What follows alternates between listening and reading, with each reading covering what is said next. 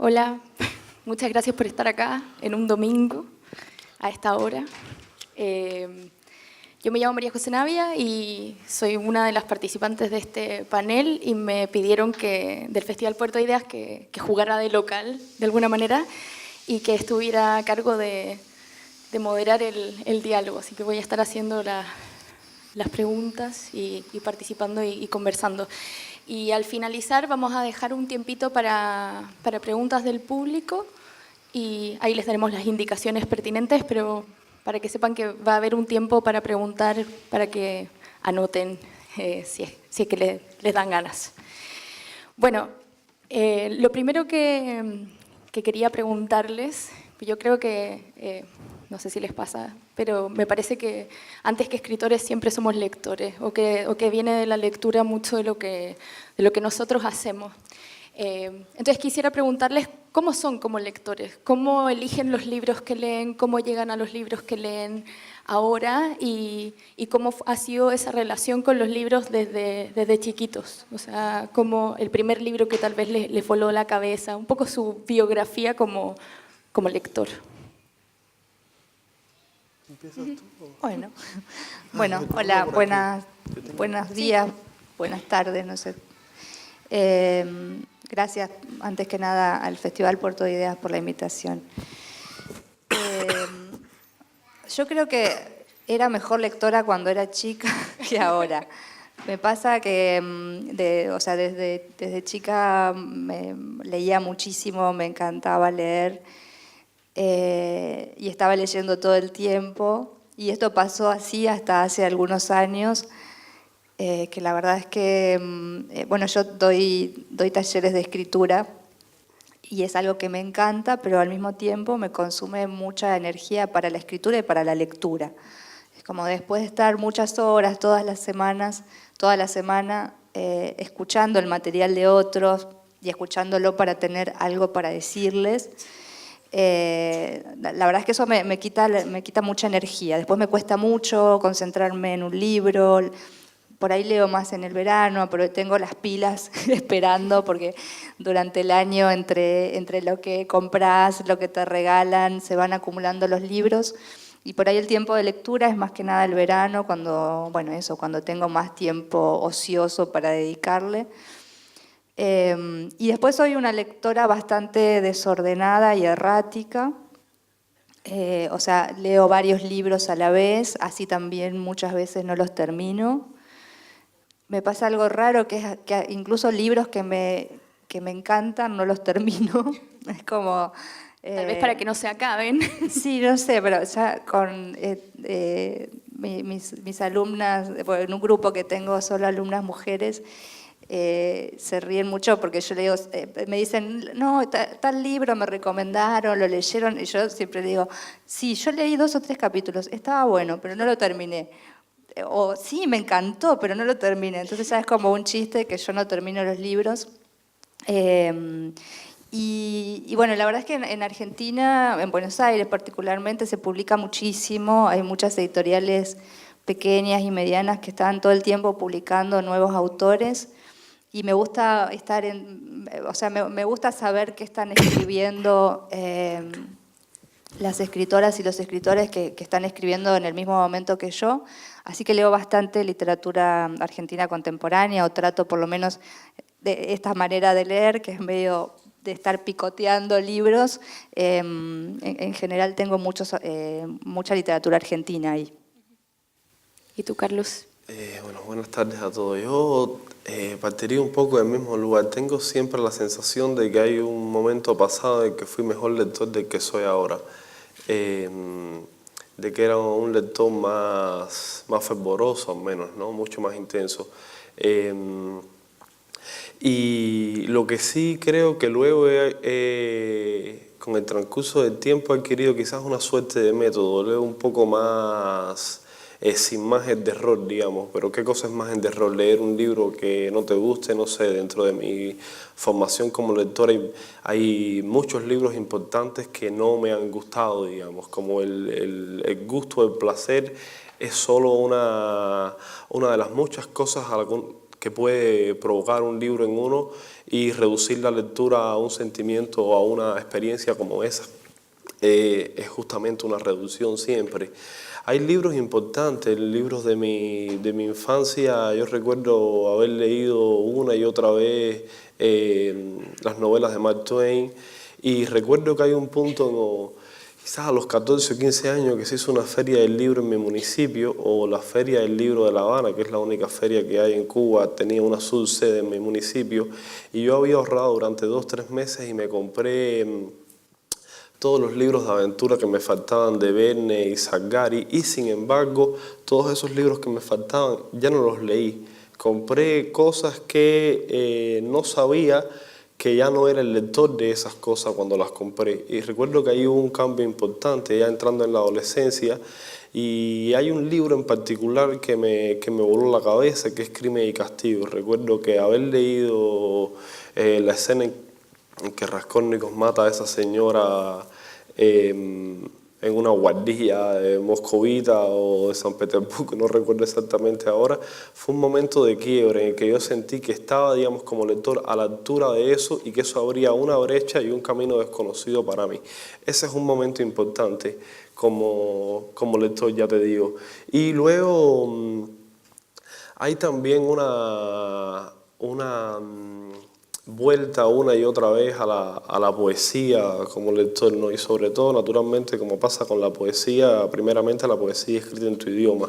Yo creo que ese es un punto importante luego que me ha formado a mí, ya digo, como en mi educación sentimental tienen un peso importante, creo, los poetas, al menos en primera instancia, más que muchos narradores, ¿no? Aunque luego lo que he terminado haciendo ha sido narrativa. Lo cual está muy bien, digo, la poesía no era lo mío. Y Selva se refirió un poco a que ella está atenta o picoteando, como comenta, de leer la literatura argentina que se está escribiendo. ¿Tú tratas de estar más o menos al día, si es que se puede usar esa expresión, con lo que se escribe en Cuba, o no tanto? La verdad que trato de estar lo menos al día con lo que se escribe en Cuba. Y trato de estar más al día con otras cosas que suceden fuera de Cuba. Sí, me parece una posición más inteligente que en ese sentido, sí. ¿Pero por alguna razón en particular? Y por la razón de que no me interesa lo que se escribe a puerta cerrada, y eso pasa lamentablemente en Cuba. Después de haber estado atento, en parte por obligación, a lo que se escribía en Cuba, concluí de que no me interesa particularmente un lugar en el que no se oxigene, que es lo que pasa un poco con la narrativa cubana más reciente. Y si bien hay naturalmente un par de autores particulares, e insisto, sobre todo poetas, creo que hay muy buenos poetas contemporáneos jóvenes en Cuba, son, digamos, especificidades, no son lo suficientes como para que yo decida estar atento a lo que se está escribiendo en Cuba, entendido en esos términos, ¿no? Como alguien que está pendiente de lo que se escribe y tal. Una de las razones, yo actualmente vivo fuera de Cuba, y una de las ganancias de eso es no tener que estar, digamos, anclado a un contexto nacional, por así decirlo. Me interesa, si tendría que estar atento a algo, me interesa estar un poco más atento al territorio del idioma, digamos, a lo que se escribe a la larga en la lengua, que es a donde a mí me interesaría pertenecer como escritor, más que a un contexto específico, ¿no? Y Selva, tú mencionaste también de pasada que haces talleres literarios, o sea, es algo que haces cotidianamente, te consume parte importante de tu tiempo. ¿Qué has visto en ese panorama como de escritores incipientes? ¿Has visto tal vez otros temas, otras formas de acercarse a la literatura? ¿Con qué tipo de preguntas llegan que te hayan sorprendido? Sí, por suerte he tenido como muy buenos trabajos. O sea, mis talleres son en realidad, las personas vienen con algo que están trabajando y bueno, y lo siguen trabajando en el contexto del taller. Es decir, cada uno viene con su propio proyecto, no es que yo les digo, bueno, les doy un ejercicio y a partir de eso escriban, sino que cada uno viene con su propia idea para trabajar. Y sí, he visto trabajos muy buenos que incluso después se han publicado. Por ejemplo, una escritora muy joven que se llama Natalia Rosenblum, que escribió una novela que se llama Los enfermos, que es buenísima, o sea, una novela muy, muy dura, muy descarnada y escrita con o sea, un lenguaje muy despojado y, bueno, no sé, como un libro de esos que vos lees y sentís que no le sobra ni le falta nada. Bueno, el trabajo de ella me gustó mucho. Después otro libro que se publicó ahora también de una poeta barra narradora. En realidad el libro cuando se publicó y dice poesía, para mí es como una especie de novela en verso, y que ella se llama Alejandra Urresti, es una artista plástica también, y bueno, su novela, que en realidad es una novela sobre el edificio donde ella vive, que es, bueno, un edificio muy particular de la zona del Congreso, y de las personas que viven en ese edificio. Como también me pareció súper interesante cómo ella saca algo que es como un poco remanido, que es la novela del yo, la narrativa del yo, que bueno, que es algo que la verdad es que se agota bastante rápidamente. Ella lo saca de esos clichés y lo pone en otro lugar, ¿no? Y bueno, y así, la verdad es que han salido muchas, sobre todo novelas. Bueno, también hay un libro de cuentos que me gustó mucho también de una chica, pero más que nada novelas muy interesantes.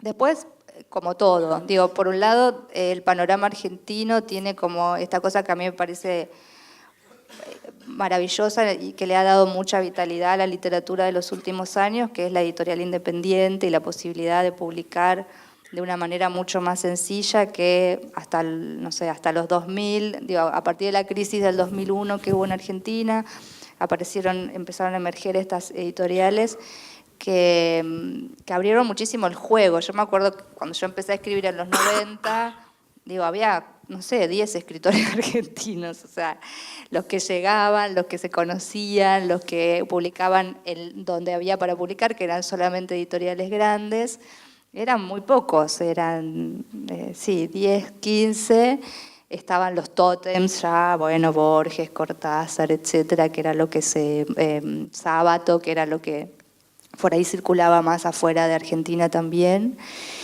Y después había muy poco lugar para ser escritor y mucho menos lugar para ser escritora, por supuesto.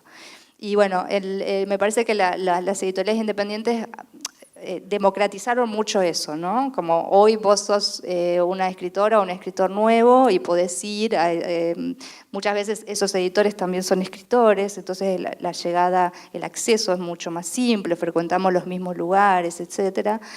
Es más fácil publicar, entonces se publica muchísimo. Y eso por un lado tiene esta cosa de que surgen muy buenos escritores todo el tiempo, y también, bueno, hay montones de libros que decís para qué los publicaron, solo porque es muy fácil publicar.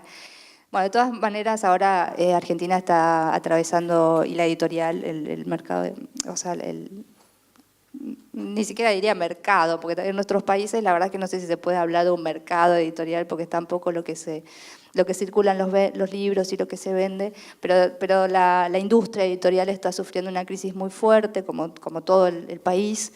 Así que bueno, eso también es lamentable, porque bueno, muchas editoriales de estas pequeñas se ven obligadas a dejar de publicar, porque el papel es muy caro, los costos son muy caros, y la verdad es que después se vende muy poco. Pero bueno, me fui un poco del tema igual. Igual, interesante todo lo que dices, y me sirve también para aprovechar de preguntarle algo también a los dos. Tú mencionas ahora lo caro del papel y eso en relación a la crisis en Argentina, pero ¿cuál es su relación con otros formatos? O sea, porque el libro, claro, puede salir en un libro impreso como los que tengo ahí sobre la mesa, pero también ahora está la posibilidad, ¿cierto?, de los ebooks, los audiolibros también, que están creciendo muchísimo. pienso también en plaquettes, en fanzines, en otro tipo de materialidades también y formas de acercarse a la literatura. Yo no sé si coquetean con esos medios o siguen más de cerca el libro impreso. No sé si Carlos... Como lector, dice. Como lector, sí. Sí, yo lo único que no he leído libro propiamente en físico, bueno, no miento, he leído cosas en mi ordenador, en mi laptop, y tengo un Kindle que en el Kindle me he leído Doctor Zhivago y Pastoral Americana. Tengo más cosas, hay algo de poesía de Philip Larkin, creo que son... de ahí en fuera siempre he sido recurriendo al libro en físico, ¿no? El audiolibro me sigue sonando como una cosa más adelante en el tiempo, como que no está en mi presente ni en mi marco cercano, o sea, no tengo tampoco ningún interés en descubrirlo. Y esa es básicamente mi experiencia con otras materialidades, digamos, ¿no? De hecho, siempre tengo la idea de que para terminar un libro, el PDF de un libro tiene que... son muy buenos los libros que finalmente termino, son muchos los que empiezo, pero son realmente pocos los que logran que yo llegue al final leyéndolo de esa manera, lo cual siempre para mí como lector luego los ubicaría en un lugar alto, porque si me hicieron pasar por todo eso y los terminé, es que de alguna manera el libro era importante para mí de algún modo. Hace muy poco leí, hace unos meses, Bajo este sol tremendo, una novela de Carlos Busquet, un novelista argentino justamente.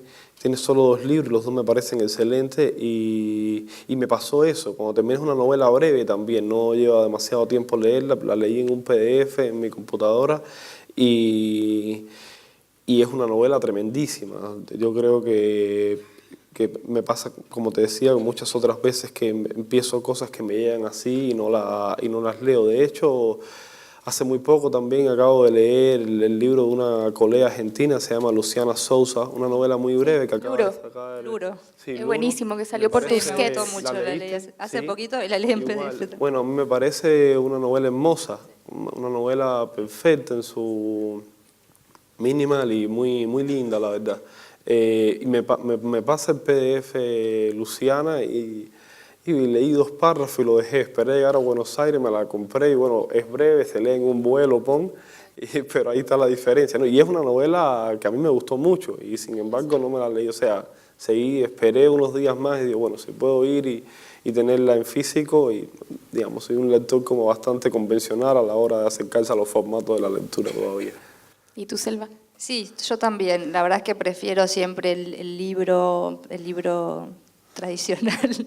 Me cuesta mucho leer, de hecho casi no leo PDFs, excepto bueno, cosas como también me pasó con la novela de Luciana, que me la habían mandado antes de que saliera.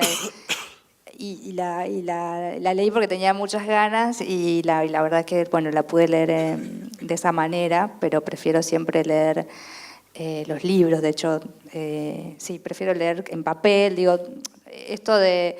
Yo no tengo los lectores, el soporte, entonces si leo en la computadora, PDFs o en el celular, y la verdad es que solamente lo hago con libros que tengo muchas ganas de leer y que no están en papel, pero si no siempre prefiero el papel. Y sí, la plaquette, por ejemplo, para mucha poesía en Argentina se publica en plaquette y además, bueno, me parece que también es como un objeto muy lindo, digo, no le veo no veo diferencias entre una plaquette y un libro. Y el fanzine, la verdad es que, no sé, cuando era más joven leía más fanzines, ahora la verdad es que no sé, no tengo tampoco mucho contacto con ese mundo, pero prefiero siempre el libro. Y yo no marco los libros, no subrayo, no tomo notas, digo, cosas que de repente otros lectores necesitan sí o sí el libro porque tienen esa práctica. Yo no, pero igual me gusta tener el libro, poder llevarlo, leer. Yo aprovecho a leer mucho en el transporte público o en, qué sé yo, en las colas de espera, esas cosas. Entonces, bueno, tener un libro que sea portable, que lo pueda tener en la cartera, como siempre es como un salvataje para para esos momentos medio muertos donde no puedes hacer otra cosa, pero prefiero el libro. Es gracioso eso que dice de los libros de bolsillo, porque por una parte tenemos esas ganas de poder llevar el libro a todas partes y de pronto hay gestos como el de Anne Carson, que hace un par de años saca Knox, este libro que es una caja donde se guarda este poema o verdadero tratado sobre el duelo que le dedica a su hermano muerto, y es un acordeón que sale de una caja y que francamente no se puede leer en el espacio público y llama a otra experiencia de lectura. Y por si acaso el libro que estaban comentando recién se llama Luro y es de Luciana de Sousa. Salió en una editorial chiquita independiente en Argentina y después ahora está por Tusquets.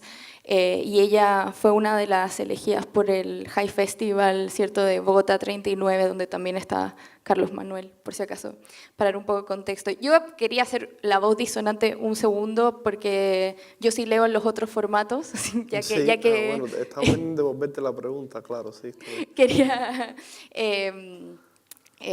yo sí leo en todo formato, soy una lectora media monstruo, no sé hacer un montón de cosas, pero soy de las como locas que se pueden leer 2 libros diarios, y por lo tanto leo en el formato que venga. Entonces soy pero muy también el audiolibro, porque el Sí, audiolibro sí. que no me refiere, me parece como, también Sí. tengo como esta sensación que tiene Carlos de que es una cosa como... No, es que yo tengo la sensación, no quiero para que mí, me lean. no sé, no conozco la experiencia entonces, pero para mí No, yo tampoco, sí. el audiolibro, el verbo leer como que no se ajusta. Para mí es como un programa de Yo soy la radio y alguien te está soy como la contando algo, espadachina de los audiolibros, sí, un en poco... mi cabeza...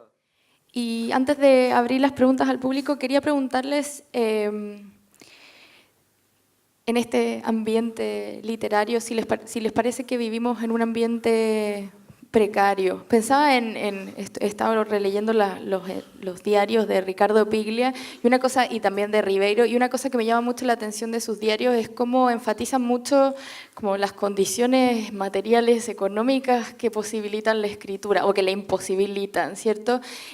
Son muy de ir marcando, no sé, cuándo les pagan, cuándo no les pagan, y en esta vida también de redes y virtualidades, de pronto se usa lamentablemente pedir textos gratis, ciertas colaboraciones por aquí y por allá. Entonces quería que me contaran cómo ven ese panorama literario en términos de oportunidades, pero también en términos de precariedad. Bueno, a ver,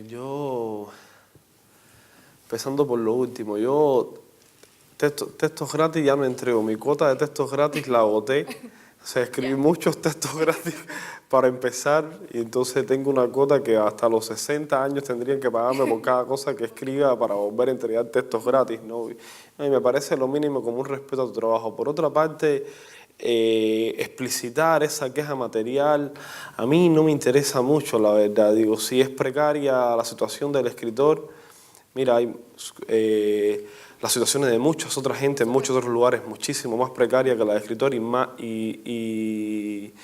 cuando estamos hablando de escritores que tienen la suerte de ser publicados y la suerte, mal que bien, vivir de la escritura o de sus alrededores.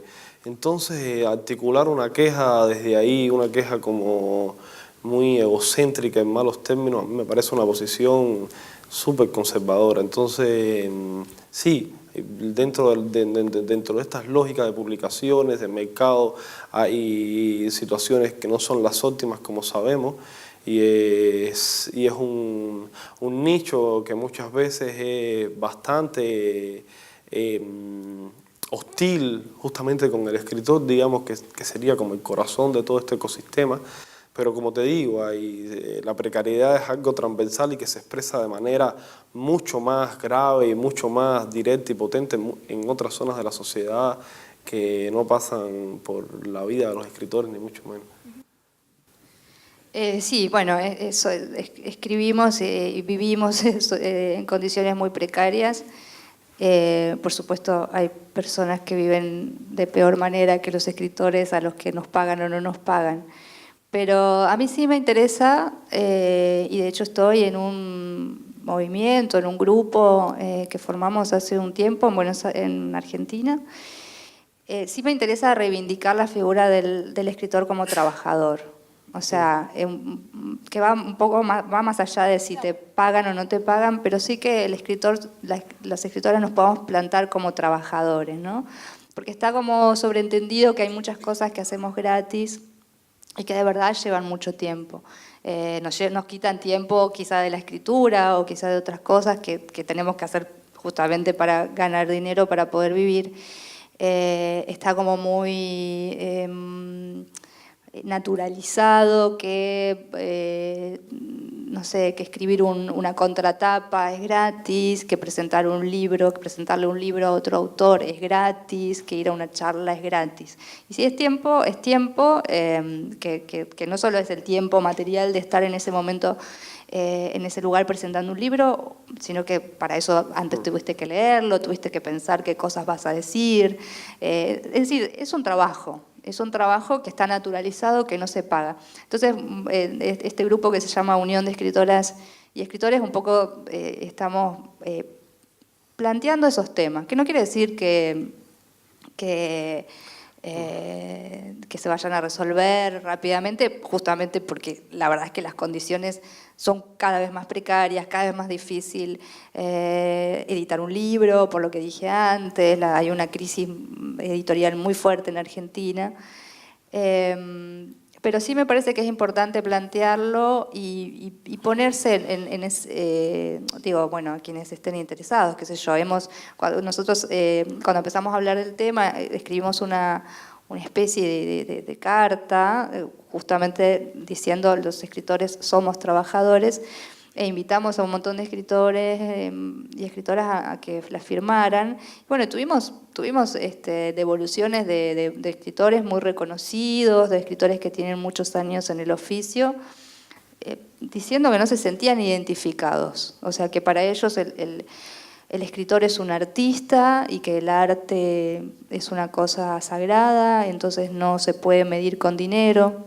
O tuvimos otras devoluciones también de escritores muy importantes diciendo, no, bueno, escribir, o sea, si quieren una jubilación, búsquense un trabajo, búsquense un trabajo de otra cosa, sean profesores, sean periodistas. Bueno, digo, no todos pensamos igual con respecto, pero yo pienso que sí, que la escritura es un oficio, que el escritor es un trabajador y que como tal debería tener las mismas condiciones laborales que otros trabajadores. Así que en ese sentido sí me gusta dejar, me hago cargo un poco de esa consigna. Los escritores somos trabajadores, mal pagos, precarizados, pero somos trabajadores. Independiente que también haya espacio para la generosidad, obviamente, y también yo creo que en este mundo, si bien es cierto, como no se paga a veces por hacer un comentario, presentar un libro, a veces uno también lo hace muy feliz de poder, ¿cierto?, presentar por el supuesto libro. Que sí, Claro. A mí, qué sé yo, me encanta escribir contratapas de autores que uno son admira, amigos quiere. o que los admiro, pero bueno, no, digo, de repente pasa que diarios enormes como Clarín o La Nación te piden que escribas una columna para opinar sobre algún tema y eso sí es gratis. Y sí, bueno, pero ¿por qué? ¿Por qué no me va a pagar a mí este mega diario? ¿Por qué voy a trabajarle gratis a este mega diario?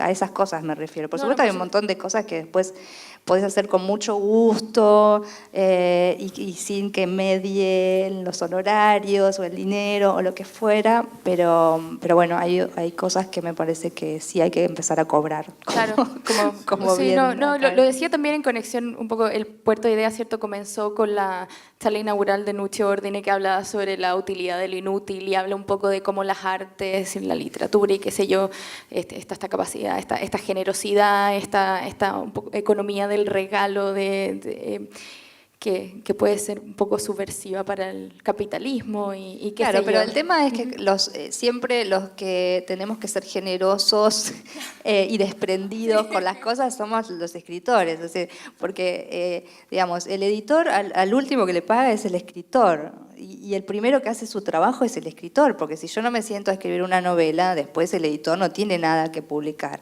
Pero entonces piensa primero en toda la cadena de pagos que son el papel, el imprentero, el librero, el distribuidor, y a los últimos que nos pagan es a los escritores una vez que el libro se vendió. O sea, nosotros trabajamos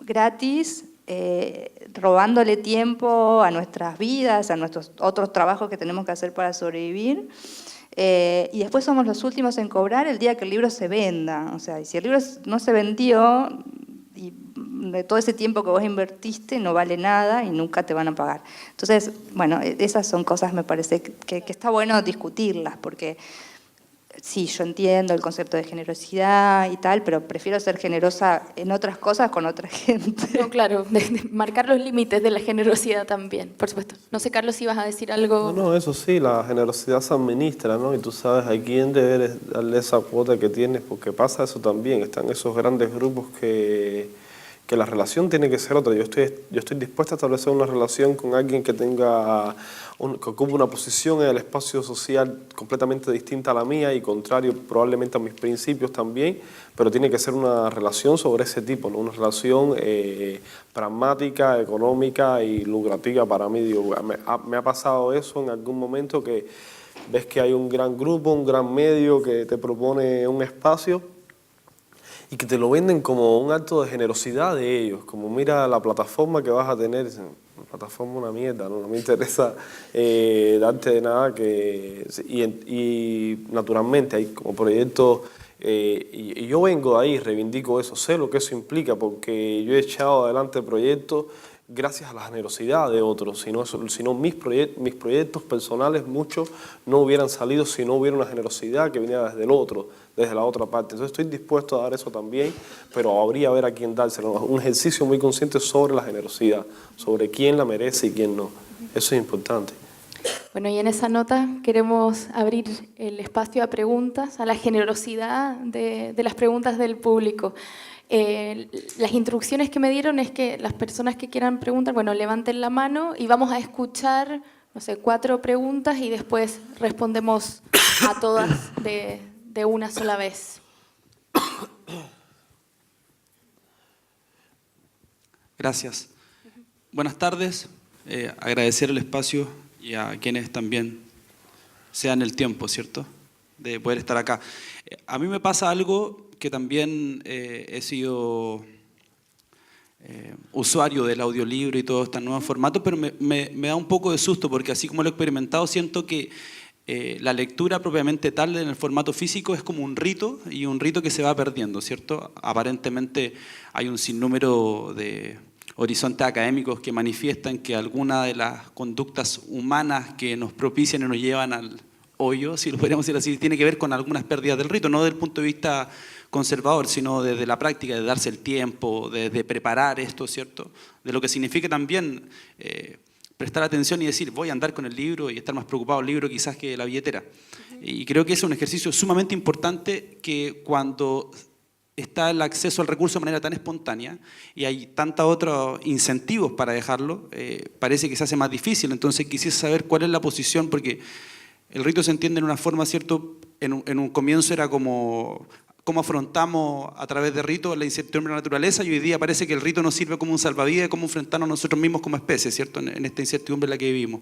Entonces quisiese saber si efectivamente ustedes lo visualizan como que es peligroso que se pierda el rito de la lectura física. A mí en lo personal creo que sí, por el proceso de atención, más tomando en cuenta que hay la neurociencia y otras disciplinas manifiestan que efectivamente pareciese que no es lo mismo leer físicamente que leer a través de un PDF o un audiolibro. Eso. Okay. Muchas gracias. Hola, bueno, ayer tuve la posibilidad de conocerla a las dos, a María José y a Selva, y después de conversar con ustedes, también me gustaría saber, ahora escuchándolas, si es que se han leído entre ustedes, y con Carlos Manuel también, si se han leído y qué les gusta de la literatura del otro, de los libros del otro, hablando como también de la literatura joven latinoamericana, si también si se consideran como parte de ese concepto, que es el título de esta charla, y qué les gusta de los libros de los demás, de los panelistas. Muchas gracias. Creo que hay otra mano por allá.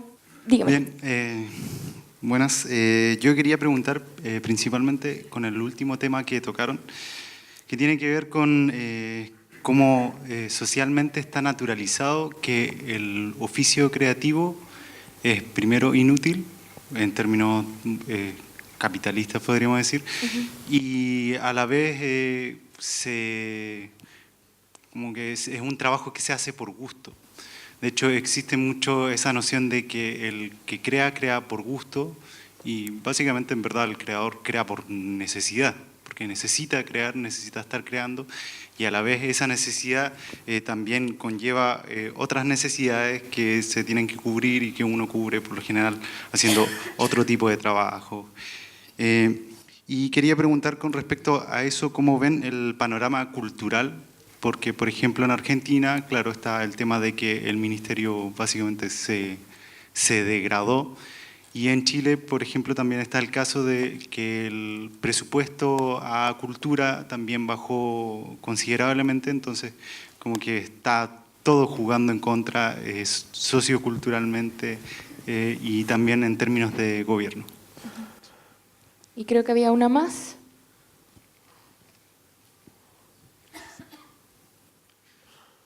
Hola, quiero preguntarles cuál es el lugar que tiene la poesía en sus textos, en su narrativa, porque ahora que leía el suplemento del Mercurio en el que Selva se explica que en el libro de Selva reciente del Mono en el Remolino hay una suerte de narratologías líricas que parten de las notas que tú tomaste acompañando el rodaje de la cinta, pero que pareciera que estas notas están pasadas antes por una criba de la naturaleza de la poesía o del poema. Entonces mi pregunta es particularmente para ti, Selva, pero también escuchar en Carlos y también en ti, María, cómo la poesía trabaja desde el interior de sus textos narrativos también. Gracias. Perfecto. Les doy la oportunidad de contestar las 4 de una o como quieran. Empiezo por esta, que es la que más recuerdo. La tensión ya... Sí. No sé si este método es el adecuado, yo creo que es más lógico. Sí, no, perdón, pero las instrucciones que me dieron. Como uno y uno, pero mira, yo quiero pensar que mi experiencia como lector de poesía está de alguna manera sedimentada y reside dentro de mi trabajo como narrador. Me gustaría que eso fuera así. Habría que ver si eso finalmente se expresa. Y como te digo, eso tiene un peso importantísimo para mí, la poesía, en mi formación sentimental y también en el modo, creo yo, de entender la palabra y de entender el lenguaje, ¿no? Que es ahí donde se juega, donde se juega siempre el lenguaje en las zonas de riesgo, están dentro de la poesía, siempre está quebrando o abriendo caminos donde la narrativa no ha llegado todavía, o al menos eso es lo que yo, me parece a mí que es el recorrido del idioma y de la lengua desde mi experiencia como lector, ¿no? Es casi...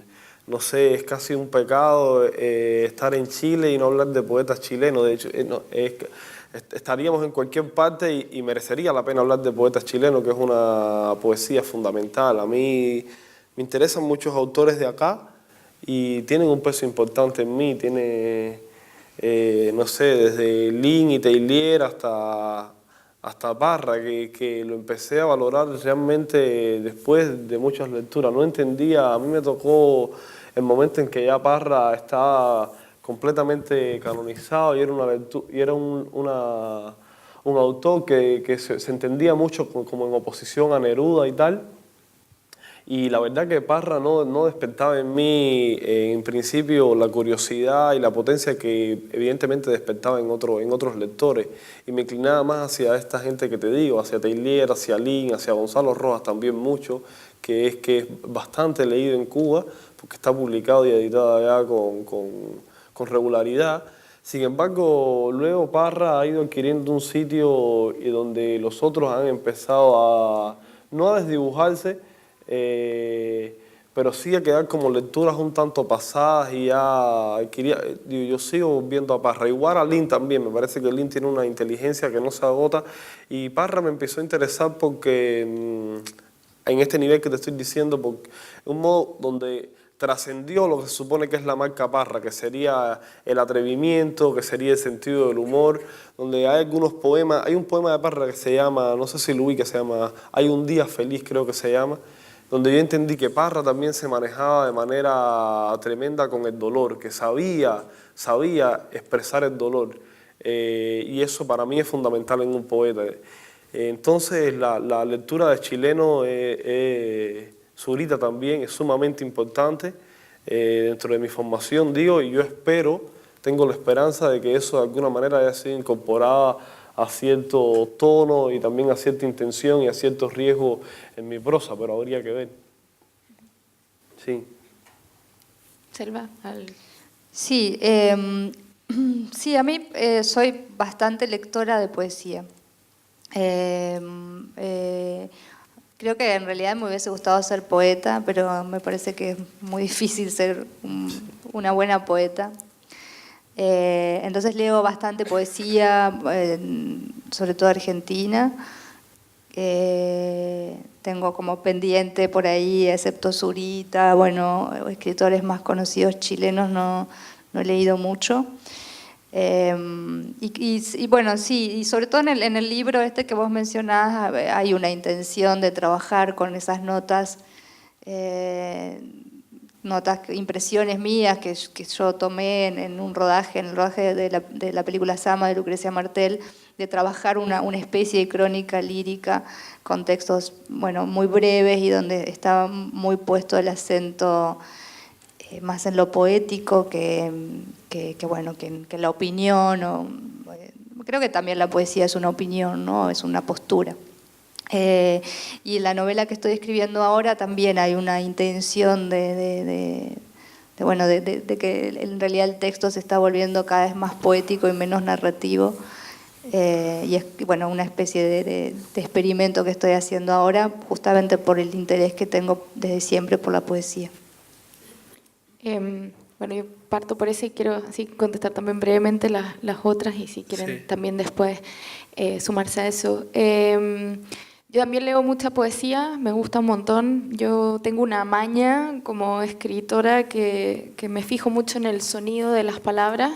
De hecho, no sé si tengo muchos consejos para dar a escritores, pero el que tengo para dar y que siempre lo doy cuando me piden es grabarse. Yo escribo cuentos más que nada y cuando escribo un cuento, cuando lo termino, me grabo en el teléfono, lo leo y lo grabo y lo edito de oído. Entonces después lo voy escuchando en los audífonos como otras personas en su día a día irán escuchando música o podcast o lo que sea. Yo voy escuchando mi propio cuento y así después voy editando. Y la poesía tiene un poco ese como llamado también a leerse en voz alta y a detenerse en las palabras y a darle una atención a las palabras que me parece que la prosa a veces uno no se la da tanto y ha sido buena práctica para mí. Así que también siempre fijándome en leer poesía, en comprar libros de poesía, de poetas más jóvenes también. Yo sé mucho de la tradición en inglés, me gusta mucho leer en inglés, entonces, no sé, Elizabeth Bishop, la Emily Dickinson, me gusta muchísimo, bueno, Sylvia Plath, Anne Sexton, qué sé yo, y también en español, bueno, Telly Erlin, y muchos otros, pero me parece que es buena práctica, como que te ayuda, además del placer inútil, tal vez, no sé, de leer poesía, me parece que ayuda mucho a ejercitar el oído y a mirar las palabras con otra atención y con otra paciencia. Y para contestar también brevemente las otras cosas que preguntaron, la pregunta como un poco relacionada sobre las condiciones de la cultura, es cierto que han quitado presupuesto a un montón de cosas. Quiero dar nota optimista, yo en general trato de ser más optimista y me parece que si bien eso es cierto y ojalá que eso se pueda remediar y que pueda llegar más fondos a la cultura, creo que me quiero quedar con algo tan lindo como el Festival Puerto de Ideas y tantas otras iniciativas culturales que hay acá y que son increíbles y que uno ha estado estos días en auditorios repletos de gente escuchando a poetas o a escritores o a filósofos o a científicos. Entonces creo que hay un hambre cultural muy fuerte y yo creo que eso eventualmente va a hacer que aparezcan también los recursos y que aparezcan nuevas iniciativas. Y también creo que esas iniciativas también, si bien por supuesto el gobierno o el Estado tiene que hacerse cargo de ciertas cosas, me parecen también muy valiosas las iniciativas individuales de grupos más pequeños que están logrando cosas increíbles, no sé, en Chile cosas como la Furia del Libro, por ejemplo, y otras iniciativas. Después aquí preguntaron si nos leíamos. Bueno, como yo tenía que moderar un poco la mesa, sí los he leído a los dos. Y en general soy bien busquilla y voraz y trato de estar leyendo las cosas que salen. A Selva Almada la había leído de antes, había leído Ladrilleros y había quedado enamorada, y después, bueno, El viento que arrasa, que además salieron una editorial chilena en Montacerdos, y las notas para Sama y Chicas Muertas, y ahora para prepararme y conocer a Carlos tuve el honor de leer sus crónicas, la novela que salió recién no la he leído, pero yo trato de estar atenta al menos a lo que se está publicando. También creo que mantiene como el oído más despierto, estar leyendo cosas que se están produciendo contemporáneamente. Yo, en los talleres que yo hago, las clases de escritura creativa, uno de los errores, entre comillas, que más encuentro es de pronto ver a estudiantes o gente del taller que escribe como si fuera el siglo XIX. Y que no se dan cuenta hasta que lo leen en voz alta y todos comentamos, y es un poco porque tal vez han crecido leyendo, no sé, literatura más antigua y entonces se ponen a escribir un cuento y escriben como si fueran Dostoyevsky, no en el contenido, digamos, pero en el tipo de palabras que usan, o palabras muy españolas cuando estamos en Chile, y que, claro, ella se marchó del cuarto, y es como, sí, en español está correcto, pero en Chile, en verdad tú me dirías como mi mamá se marchó del cuarto, si yo te pregunto.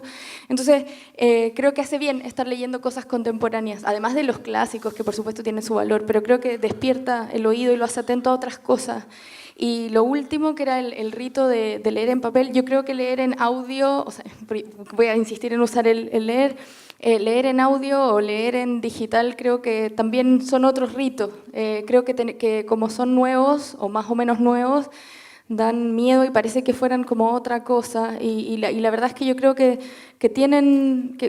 son otros ritos, que no necesariamente matan a este rito anterior. Yo creo que van a convivir todos estos formatos y que atienden a distintas necesidades y momentos. Hay momentos en que yo prefiero leer en papel también, y momentos en que un audiolibro me viene mejor, y creo que también vamos a ir entrenando nuestra atención para eso, y se va a convertir en un nuevo rito que puede ser muy enriquecedor. De nuevo, tratando de ser un poco positiva.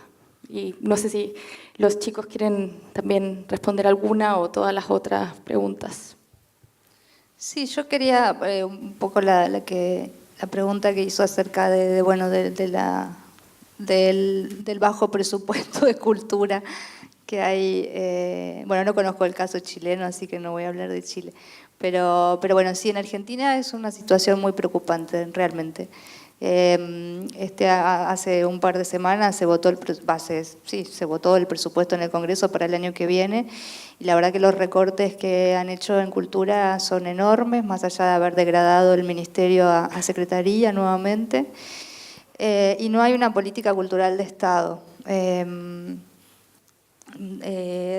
Ya estamos casi finalizando la gestión de Macri, y no ha habido en todo su gobierno una política cultural de Estado, excepto la del recorte. Así que eso es muy grave,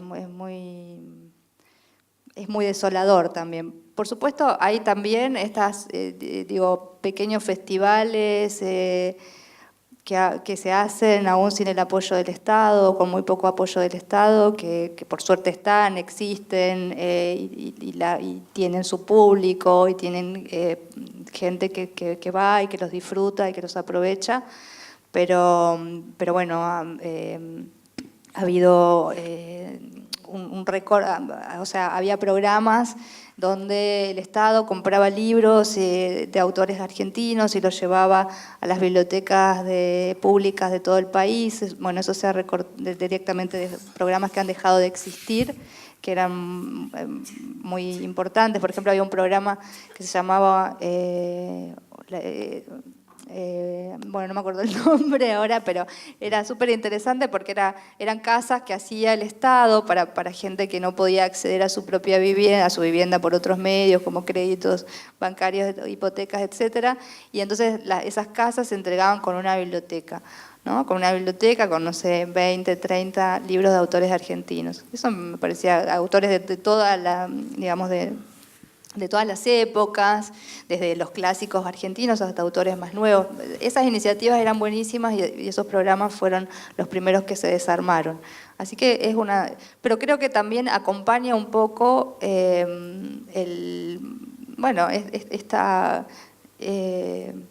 este viraje hacia la derecha, hacia el neoliberalismo feroz, donde está más puesto el acento en la cultura del espectáculo que en la cultura de verdad. O sea, de verdad, quiero decir, la cultura, cuando digo cultura del espectáculo me refiero a eso que es instantáneo, que ocurre en un momento y ya, después te olvidás, y no a todo esto como la lectura, como el cine, como la música, que exigen quedarse más tiempo y reflexionar y bueno, que exigen una entrega física y mental mucho más grande.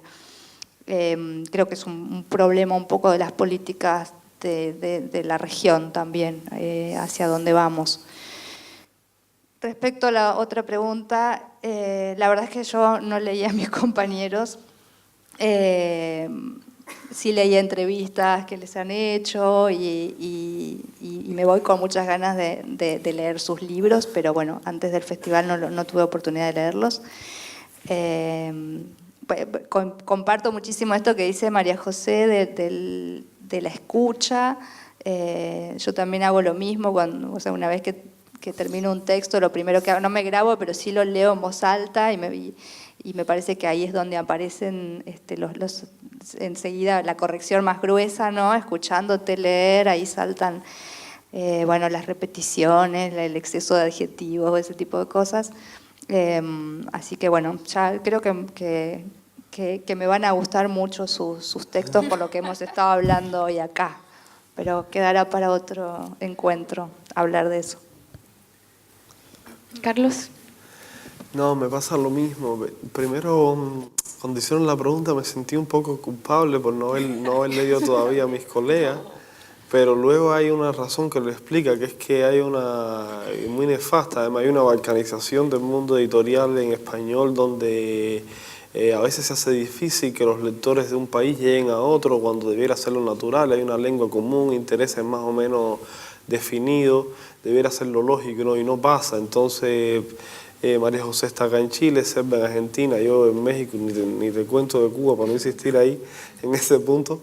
Entonces es muy difícil que lleguen a veces los libros de autores que uno está interesado a la distancia, que uno ve notas, que uno ve fragmentos, que uno los oye, los escucha, entiende más o menos cuál es su cosmogonía, y uno dice, me interesaría echar un vistazo a ver qué hay, y no puede. Entonces, pero de todas maneras espero ahora en cuanto salga de casa dar esa deuda, y está bueno que nos inviten el año próximo, entonces nos sentemos a hablar de...